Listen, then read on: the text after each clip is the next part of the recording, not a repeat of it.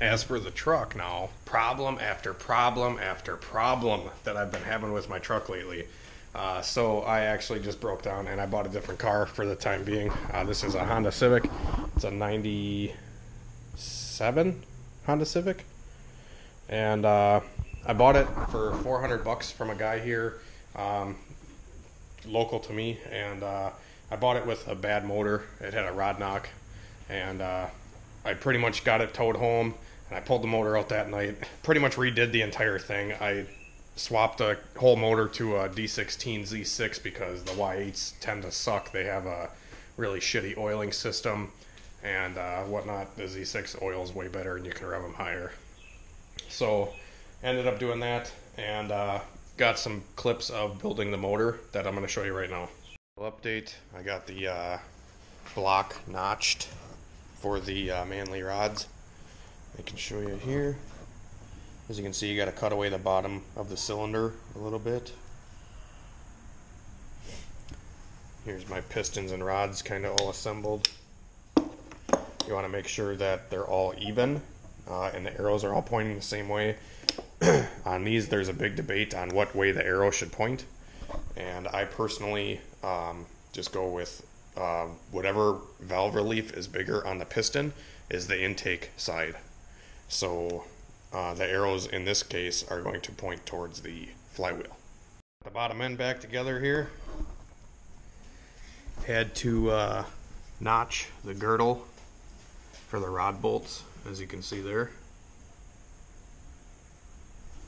And we're about to throw an oil pan on, and then the cylinder head. Well, we ran into a bunch of fucking stupid issues like whenever you work on a car. Couple including I didn't have a crank key for the crank pulley because they have like a slot in them for a Woodruff key to fit into the crank pulley here. What else do we have problems with? We painted the valve cover just because we wanted this motor to be, you know, look nice and everything like that and not leak. And yeah, we fucked up because we dropped it. So we got a nice little mark here. Nice little mark here. And my buddy put Blame Hunter on there because I'm the one that fucking dropped it. But whatever. That's why I don't paint valve covers in the first place. Because I fuck them up and then I get mad. The motor is in.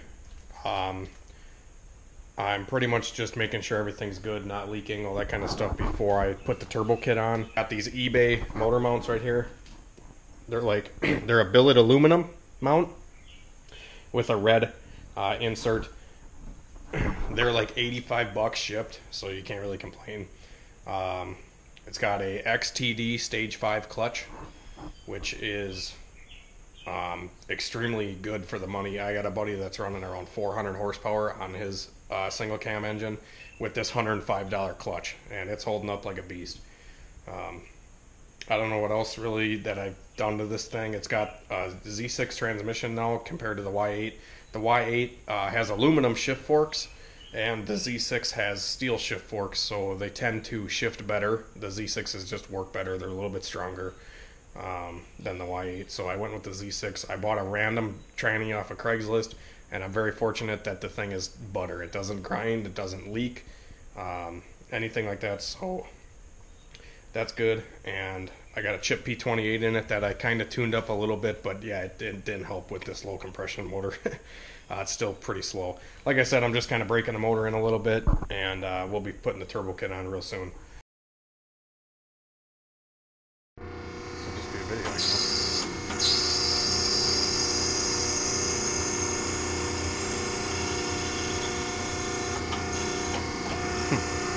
Pretty neat, huh? That's pretty neat. That's pretty neat.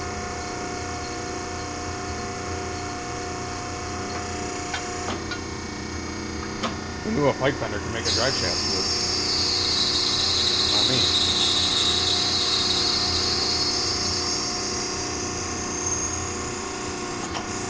That's a good idea, Bobby. He's like, why don't you just rotate it in there to get a better radius? You fucking bleeding or what? A little bit. If you're not, you're gonna be. Right. That's what Chris is fucking saying right there. Well, you're on it.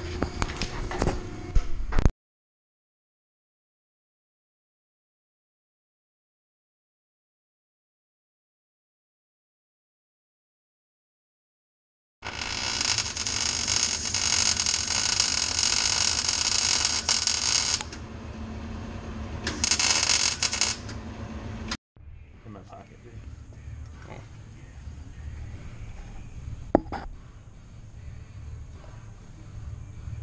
Rate my weld, bro.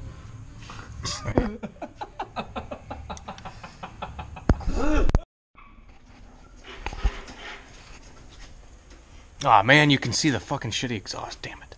We'll have to fucking do it from this side here. Alright, damn it. Look at that. Oh, yeah. Fucking looking good, tuned. Fucking A. Fuck a B. 2 and 3. Vato forever. I went out and I tried to race it. I'll show you a couple clips here of me attempting to race. Going drag racing today.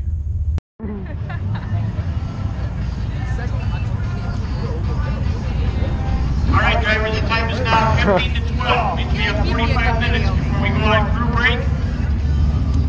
We got the track cleaned up, so drivers that are in the lanes, please stay with your cars. Be ready to run.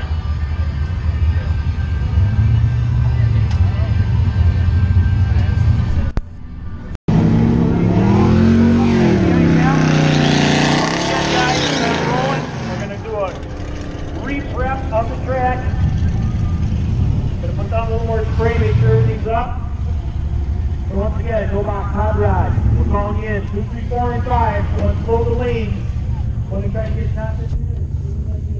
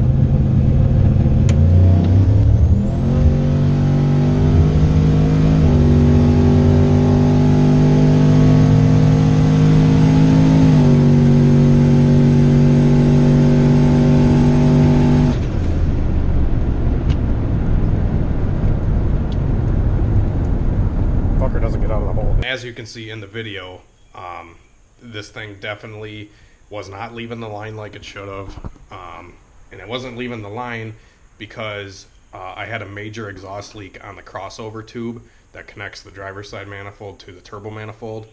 And that was causing a very, very large boost lag, just because the turbo wasn't getting all the exhaust it needed to spin it. So it took a lot longer for the turbo to spool up and everything like that. So I fixed the exhaust leak, and then I had a bunch of issues with the serpentine belt flying off.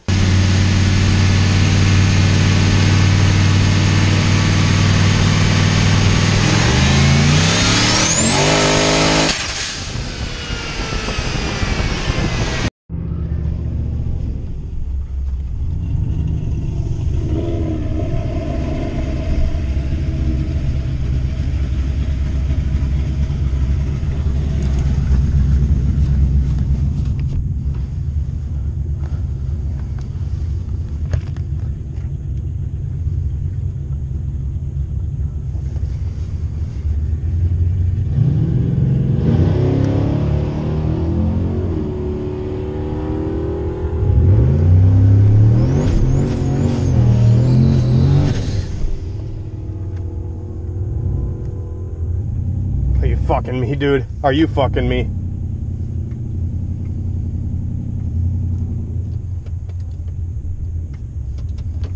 I gotta go. I gotta go. I gotta go. I'm sorry.